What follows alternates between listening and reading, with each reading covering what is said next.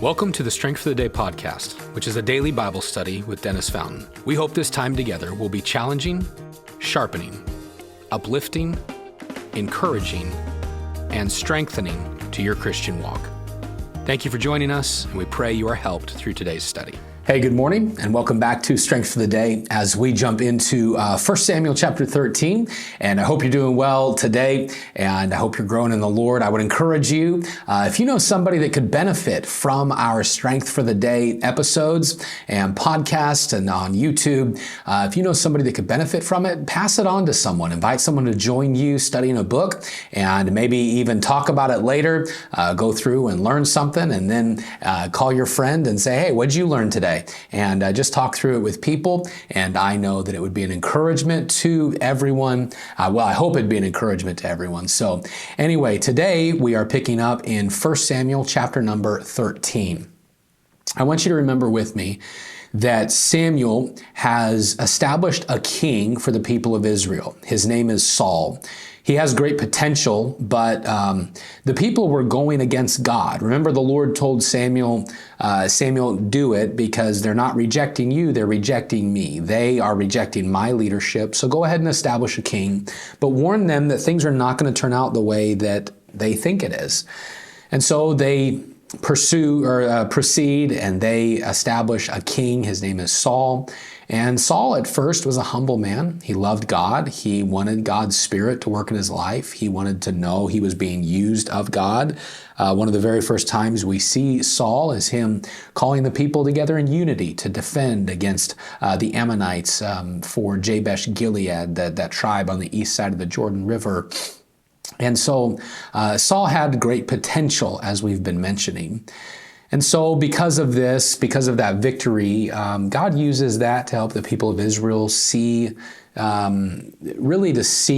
Samuel's teaching as being true again and Saul's leadership as being something from God.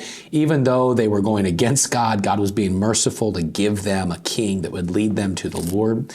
And so yesterday we read in 1 Samuel 11 as Samuel challenged the people, like, keep God first, keep pursuing God, and God will work.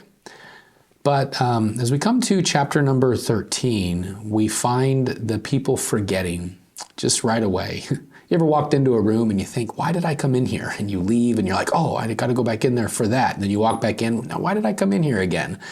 Man, how soon we forget some things, and yet that's what we find happening in the people of Israel in this passage. 1 Samuel 13, and let's open up verse number 1, and let's get the context, all right? Saul has reigned now for 1 year, so one good year of reigning. And when he had reigned 2 years over Israel, so now 2 years in, Saul chose for himself 3,000 men of Israel, 2,000 were with Saul in Michmash and in the mountains of Bethel, and 1,000 were with Jonathan in Gibeah of Benjamin. The rest of the people he sent away, every man to his tent. Jonathan attacked the garrison of the Philistines that was in Geba.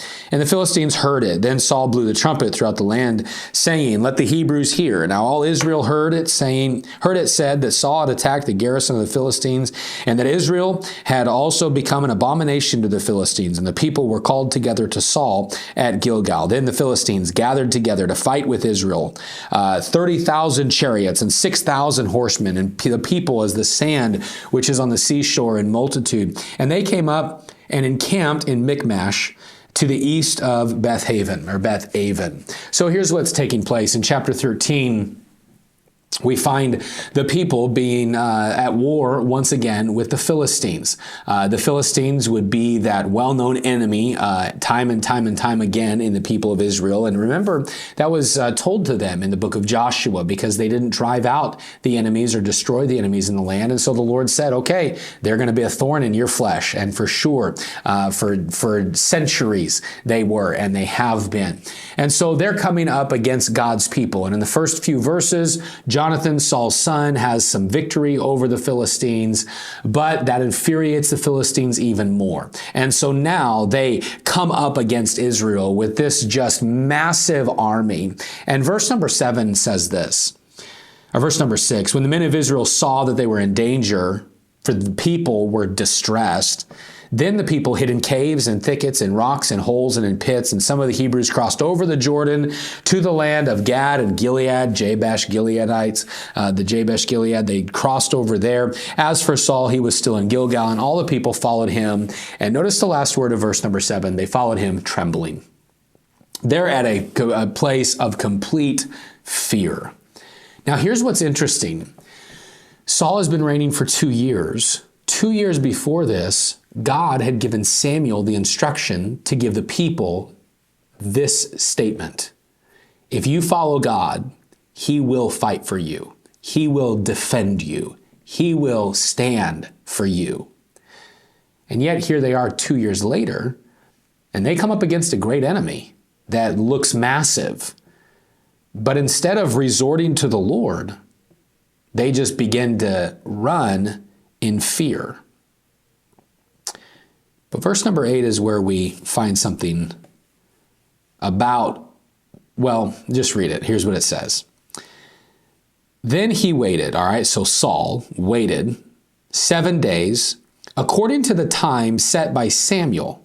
But Samuel did not come to Gilgal, and the people were scattered from him. All right, so apparently Samuel had said to Saul, I will come and I will meet you in Gilgal in a week. 7 days, I'll come and I'll be there. But Samuel's not there. He doesn't show up. The people are scattered. And Saul said, bring a burnt offering and peace offerings here to me. And then Saul offered the burnt offering. Now it happened as soon as he had finished presenting the burnt offering that Samuel came. And Saul went out to meet him that he might greet him. And Samuel said, what have you done? And Saul said, when I saw the people were scattered from me, and you didn't come within the days appointed, that the Philistines gathered themselves at Michmash, then I said, the Philistines will now come down on me at Gilgal, and I have not made supplication to the Lord. Therefore I felt compelled and offered a burnt offering. And Samuel said to Saul, you have done foolishly. You have not kept the commandment of the Lord your God, which he commanded you. For now the Lord would have established your kingdom over Israel forever. But now your kingdom shall not continue. The Lord has sought for himself a man after his own heart, and the Lord has commanded him to be a commander over his people, because you have not kept what the Lord commanded you.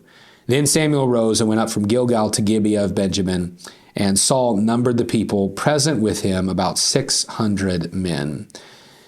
Well, the story continues, and of course we just read that Saul, what he does is he steps into the office of Samuel as the priest and the prophet to sacrifice to the Lord on behalf of the people. Now, this is something, we don't practice this now, but they did then, that it was something that God had established for them. And Saul was not supposed to do this, and yet he took it upon himself to disobey God. He knew what God wanted. But he was in a frantic place, and he disobeys God. And Samuel says to him, I mean, remember, we're only 2 years away from Samuel having said, if you follow God, he'll fight for you. But Samuel says to him, hey, you know what, Saul, because you have stepped into this place, because you have disobeyed God, God's choosing himself a different king. Now, what was Israel doing here? What was Saul doing here? And you can go and continue reading in verse number 16 down through verse number 23 that the military is just kind of sharpened against the people of Israel, the Philistines against Israel. And it's setting up for chapter 14, which we'll cover tomorrow to finish out the week. But what do we see in this passage? Well, we see what we started with, that the people of Israel just quickly forgot. What did they forget? Well, if you go back to chapter number 12, they forgot everything that Samuel had said to them. They forgot all the accomplishments of God, what God had done for them. They forgot the instructions of the Lord, what he had established for them. They had forgot to obey the Lord and to follow him. They had forgot God's love for them. They had forgot God's plan for them. They had forgotten God's purpose in their life. They basically just had this moment of fear that caused them to just be led by their own understanding.